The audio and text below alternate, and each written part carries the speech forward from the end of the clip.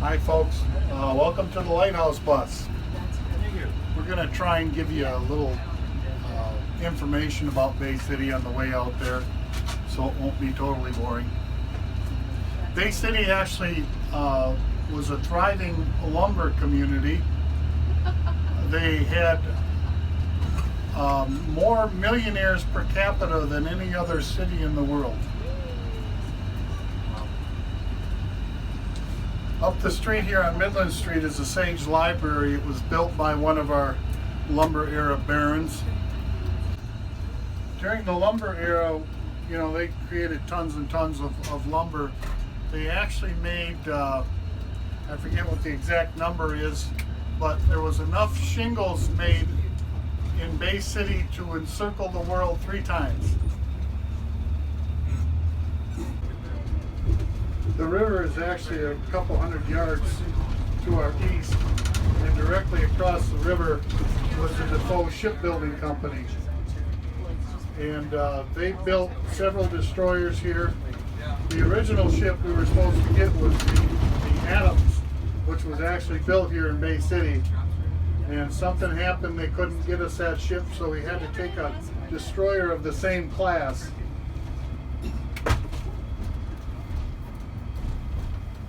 The area we're coming up on was one of our shipbuilding areas. It's now a yacht basin. It was a Wheeler Shipbuilding Company.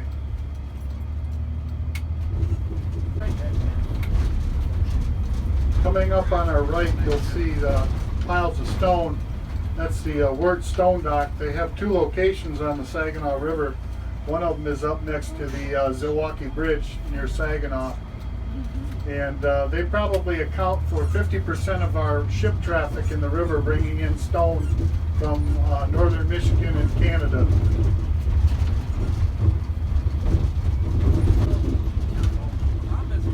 Directly ahead of us, you can see a white building. It used to be the Huskins Boat Works, and it was bought by the Goujon brothers in the 50s or 60s. And they created an epoxy process they call the West System. It's probably the foremost epoxy process in boat building today.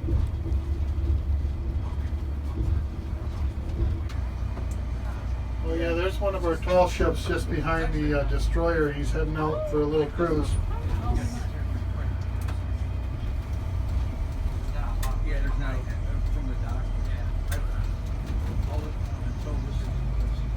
The Edson served most of its career in the Vietnam era wars. It was known by the Vietnamese as the ghost ship. They had thought that they had sank it 3 or 4 times and it kept showing up, so they started calling it the ghost ship.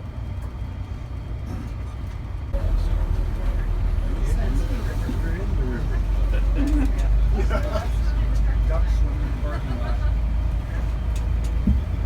case you wondered if the water's on.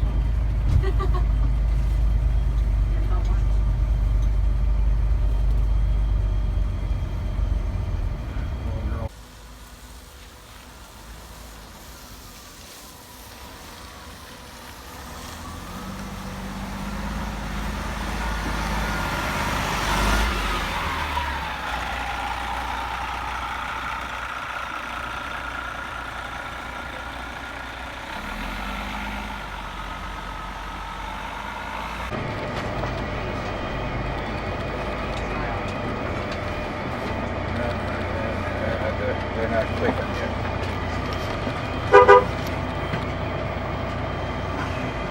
Oh, hey!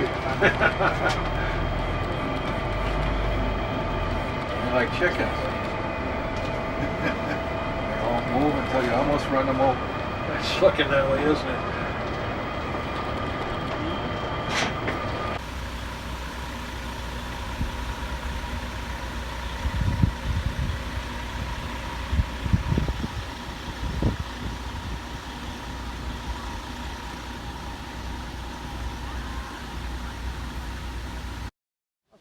Tell us about your duties of the keeper. The duties of the keepers? Okay. We'll step inside because I've got some artifacts that I can go along with that. If you get into the lens room, If you look on the panes of the windows, you'll find that between each one, there's a hook. Well, the hook was for curtains. And the reason for the curtains were two major reasons. One, we didn't want the sun discoloring the lens. The Fresnel lenses were crystal. And I got a piece over there that you can look at, and it's yellow color instead of the nice white it should have been. After the Coast Guard took over, they no longer put the curtains up, and that yellowed the lens. The second reason was a lot of these were near forest areas, and if you didn't put the curtains up when the sun got up above the horizon about 10 o'clock in the morning, okay, it's a prism, which is a magnifying glass, you could start forest fires. So they put curtains up to protect the forest. Wow. The big light with the round thing in the middle, that's your lens upstairs that we just saw. That's Yes. the lens sitting on like a little podium. Yes. Yes. That was a Fresnel lens. For now. Yes. Oh my. And I have a piece of the lens over here to Is look this one at. of the, I'm looking here. Yep. Is that where your hinges go? Is that? Yes, there was a steel door here. Okay, they were definitely afraid of fires. Yeah. Okay, so no oil was ever kept in this part of the house. When it was built, in here, this room was actually two, because this was the keeper's office area. And if you look at the floor, see there was a wall here. This was supposed to be an oil room, but no oil was ever kept here because as they built it and went to use the lighthouse, they said no oil could be here, and they put a oil house out on the deck. Just for safety reasons. Safety reasons. Now, I always pictured for years of Is this your oil lamp? a light keeper carrying a 5-gallon can of oil all the way to the top of the tower. But this is all went to the top of the tower. Enough oil to burn that 3 to 4 hours. Okay? And this, if we turn it over, I can't see it with these glasses, but it does say Lighthouse Service, built at the Staten Island Depot out in New York. They made all their brass and tools to do the job. And this is a piece of a Fresnel lens. Oh my. Okay. Oh, yeah, that would put See, off some fire yes. starting. but if you look at it, see how it looks, got a yellow tint to it? The yellow tint is from the sun discoloring the lens. Oh wow. It should have been just clear as a piece of crystal. Yeah. Now, after the Coast Guard took over in '38, they no longer clean these lenses the same way the keepers did. The keepers only use alcohol or pure linen to clean this glass with. And the Coast Guard started using just regular window cleaners and stuff like that. And they, now, a lot of volunteers at a lot of the lighthouses, as you climb them and stuff like that, will tell you stories that the lenses that they have, the chips in them, some of them, yes, I believe, were made from hunters going out and not having anything to shoot at you. They shoot at the windows of the lighthouse and they ruin the lens. But I believe 99% or 95% of it, the chips in these lenses, were caused by the Coast Guard. Oh, there's a smudge there after he cleans it and he sees the smudge there and he'd try to rub it out. Okay, if you look where my fingers touch, see that right there? Look how nice my fingers fit those pieces. Okay, and this one over here, see the same thing. What it is these lenses, when they would be oil lit, these lenses would get 200 to 300 degrees. Where you touch them with your fingers and touch that lens, and it heats up, it expands and contracts differently, and it would chip the lenses. Okay, so that's why if you see a lens in a tower somewhere and they ever let you up in there, well, it's got a Fresnel lens, don't touch it. Okay, I touch this one because it's not going to be heated up or anything like that. Right. And I want people to see them. But this come to me from Chris Point in the UP. Their lens was destroyed by the Coast Guard in 1971 when they changed it from a Fresnel lens to a plastic lens, and they threw these over the side of the tower and destroyed them. And a young boy of 14 years old picked up the pieces, hid them, buried them under a tree. And 35 years later, he's back there talking to the founder of the Lighthouse Society, and they walked around, looked under some of the trees with a shovel. They found the pieces. Oh my gosh. So we were able to put our lens back together with the pieces they found and with some pieces from another one. But, and they give me this one for I can show it and talk to people about the lenses. So actually, it's really exciting to be out here because out of all the lighthouses in Michigan, this is probably one of 12 that I had not been to until this week. But it's the light that's on the cover of my new book, so on Michigan's Haunted Lighthouses. And the book's been out since March, and it's really quite interesting that how this particular chapter all came together. I've known the story about Julia and Peter Braun, who were the early keepers here, and Julia's second husband, George Way, and her son, DeWitt, for over 20 years. But to be able to sit here where they lived and where they worked is kind of surreal at times. But I always questioned who the ghost was in this particular lighthouse, whether it was Julia, who outlived two of her husbands, whether it was Peter or George, the two husbands who died during their service at the lighthouses with Julia at the helm, and whether she maybe had anything to do with their demise, their passing. And when I was in Bay City last year doing some research for the book at the Wirt Library downtown, actually ran into one of the volunteers from the Saginaw River Marine Historical Society quite randomly in the library, and Don says, I might be able to get you some information about that light, and I might be able to take you out there or show you where Julia and her husbands are buried. And it turned out to be a great little relationship and a story that ended up in the book about meeting with Don and going out to visit the grave site, and then being able to share the stories not only of the Braun family, but also the lighthouse itself and its contributions to the city of Bay City, which the more I spend time here, the more excited I get, because the downtown area and the historical buildings and the lumbering industries and the industry that was here that formed the history of this community, and the fact that the community recognizes the historical value and maintains these buildings and whatnot is really fascinating. So, yeah, so the Saginaw River Light is one of 13 lighthouses in Michigan featured in the book, and it is available at mihauntedlighthouses.com. Are you gonna get in here? Gotta get the peek. Oh, that Can you is get an us all? awesome picture. You got the whole tower? I do. Hi guys, I'm Pat McKinstry. Welcome to Saginaw River Rear Range Light, built in 1876. There's been a lighthouse here in Bay City since 1839. And come on down, the last couple hours here we're open, and check the lighthouse out. The first lighthouse was called the Saginaw Bay Light, based on my research.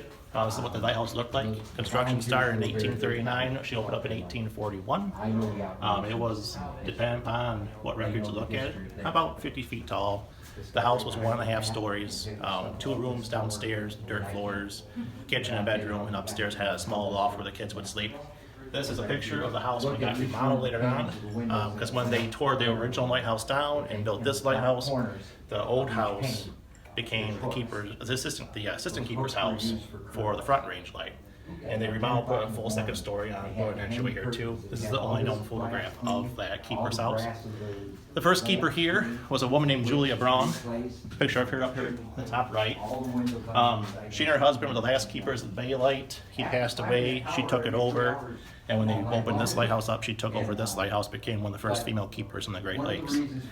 She remarried and then got fired because she was a woman, and her husband took over her old job. She eventually retired up to a house on the Saginaw River, where she ended up passing away some years later. The longest serving keeper here was William Burke. He was here for 39.5 years, from 1900 through the 1939 season. When the Coast Guard took over this light station end of 39, that's when he retired out, and William Hanston here took over as the first commander from the Coast Guard. The room you're in right now, this is the parlor, or this was the kitchen, excuse me, and where these guests are, that was a split room. Half of it was an oil room, half was the keeper's office, and this room over here was our parlor. Back here, this was Originally, the old woodshed got converted into a kitchen later on, and there are 12 different layers of wallpaper you'll find here that we've uncovered. The oldest is this section of wallpaper over here, and the newspaper that's underneath it that was used for insulation. We have a piece of it we tore off, and we have stored away. It's actually from Lincoln's assassination in 1865. So the newspaper was 11 years old when they built this lighthouse. They just used it for garbage because they didn't care. It was nothing to them. Used it for insulation. And this is the original wallpaper from this room. So this wallpaper you're seeing right here, the flowers, is 140 years old, over 140 years old. We want to get the Hey, lighthouse in you know what I love about my job? love it. Yeah, you bet. Yeah. I have not ever met an unbeautiful woman doing this. Bless your heart. Okay, I think she's right here. She's getting ours. Oh, she's getting, okay, all right, thank you. My name is Dave Wallace and welcome to the Coast Guard Station Saginaw River. I was stationed here from April of 76 to August of 79. And we come on in, we'll take a look at what we had to do here. We entered through the building here, and as you came in here, this would be the entrance. This side here would have been our officer in charge station, who was the bosun mate chief, and he would run the operations day to day of the station. And then further through, in here was the communication station. We would have our chart table along the wall here, and then our radio communications here. We could watch the ships come and go, and we had a chart on the wall that we had to log our ships coming in and out, dates, times, name of the ship, as well as the flag it was flying under. And then we also logged our search and rescue cases. And then on the other side here was our training center. We had our pool table for recreation, and we had our meetings in here held for the day-to-day operations, what we expected that day, what our job duties would be unless the search and rescue case came up. And then through this doorway here was our kitchen, where we prepared our meals for the 13 people that were stationed here, and our pantry. Table was set up here to eat off from, and then we had our stove and refrigerator on this wall. And then upstairs, or to the stairway, through this passageway here, you would go down into the mechanics room that would be our paint locker, a storage area for our bosun mate equipment, also the oil tanks and our furnace, our boilers and things we'd have all down there, and it was all painted gray and white, so it was all bright. The stairway going up into the second floor is where the people who would normally be stationed here during the daytime. At the time I came in, we would all use the same area up here, but then they end up putting a trailer out here would house the permanent people, and the people who were here just during the night for duty only, then would go home to their respective homes. Further up the tower here, it goes into the light, and that is off limits now because it's in deterioration, but that's where the light would be for the ships to know that there was a lighthouse coming into the bay and part of the rear range system. And as you would come into here, this would be the head or the bathroom area in this area here, and then our berthing areas for the two rooms behind here that would house the temporary people during the times they were on duty. A lot of good times here. Part of the job description we had here was mainly search and rescue, aids and navigation. I was here during the time the 3rd Street Bridge fell, and first responders down there. We took care of that, got the ships out of the way, and nobody got hurt severely. And we also had quite a few drownings, unfortunately. One was an Olympic swimmer who drowned due to the fact that he fell off the boat when they hit a piling that was submerged off the shore, and lost him. A lot of search and rescue cases involving accidents where people would fall into the river off a bridge or get hit by a car or something like that. But overall, we ran about 240 search and rescue cases. And compared to other stations around the Great Lakes that may run anywhere from 200 to 500 cases.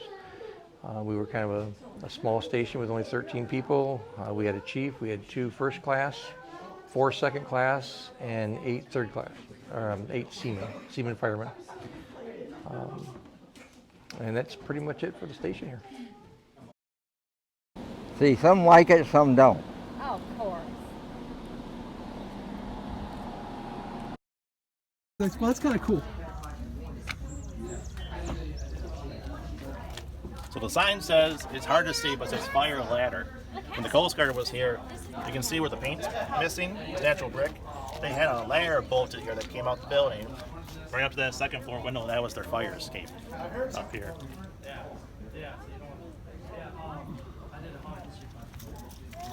The kitchen here, most of what you see today is this aluminum siding that was put on in the late 50s. The original building would have had this style clapboard instead. So we took the siding off here to expose this portion right here and try to paint it up. There's a wasp right there too. So the kitchen itself would have looked like this when it was built, and this steel siding is from the Coast Guard era. So the window up there in the bedroom on the would be the west side facing us here. When we got ready for tall ships 3 years ago, we found a duck had flown through it and smashed the window out. And went upstairs, found this dead duck poor thing in there and a bunch of broken glass. So it's been replaced with plexiglass since. The window way up in the other corner there. Yeah, the west bedroom up there. Oh, they're gone. Where's my tall ship at? Was it after he took those pictures?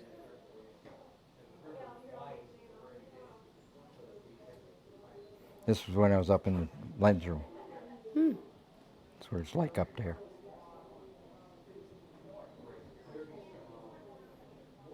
Huh.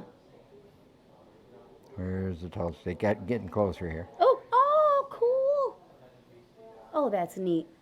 I want to snap that too. I want to see that. Wow.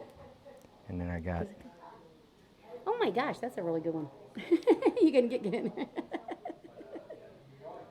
Now, if I develop those in black and white, you know what it'll look like? We're back in the 1800s. Yeah, I bet. Gosh, This one's that was coming cool. through the So you trees. happened to be here just as they were? Yeah. Man, cool. Oh, great. And the lighthouse is behind you. Ready? Yep. Thank you. You're quite Oh, welcome. This one's just with you. They look amazing. Thank you. Uniforms 1880s. Awesome. Thank you so much. They say there's got 50-mile-an-hour winds in this, and it sure looks like it. Oh, that's your stuff. Can I go to the top of the tower? I want to stay at the top of the tower.